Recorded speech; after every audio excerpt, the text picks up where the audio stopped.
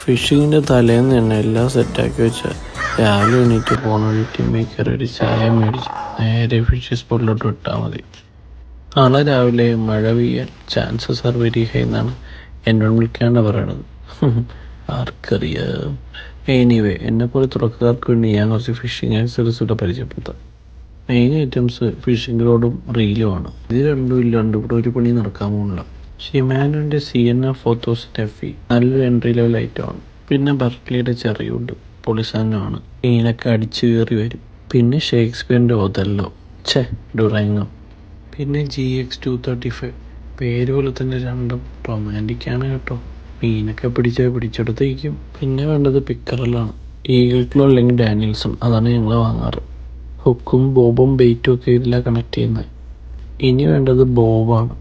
വെയിറ്റൊന്നും സിങ്കറെന്നും ഒക്കെ ഇതിനെ പറയാറുണ്ട്. ഞങ്ങൾ റെഡ് ഡോൾഫിൻ്റെ അത്യാവശ്യം വെയിറ്റുള്ള സാധനം വാങ്ങാറ്. ഡോളർ എമ്മിൽ ഫ്ലോറസൻ സാധനം കിട്ടും. ഹുക്ക് ഞങ്ങൾ റെഡ് ഡോൾഫിൻ്റെയോ ഈഗിൾ ക്ലോവിൻ്റെയോ സെപ്പറേറ്റ് മേടിക്കും.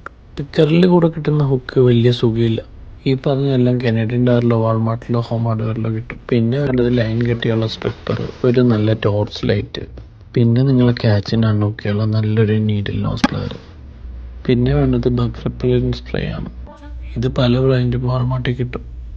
പിന്നെ ഇതടിക്കുമ്പോഴാണെങ്കിലും എപ്പോഴാണെങ്കിലും നല്ലൊരു കവറേജുള്ള സേഫ്റ്റി ഗ്ലാസ്, അത് നിർബന്ധമാണ്. Safety first. സേഫ്റ്റി വിട്ടുള്ളൊരു വഴി ഞങ്ങളില്ല. പടച്ചോനെ കാത്തോളീൻ. എൻ്റെ ഫിഷിംഗ് പാർട്ട്നേഴ്സായ ഷെറംബ്രോനും ഷെഫിംബ്രോനോടും ഭയം പറഞ്ഞ് ഞാൻ നേരെ വേര് പിടിക്കുകയാണ്. തേണ്ടേ 10 മണിക്കുള്ള കനേഡിയൻ ജനശതാബ്ദി പാസ് ചെയ്ത് പോയി. ഇന്നിനിപ്പോൾ അത്രേ ഉള്ളൂ.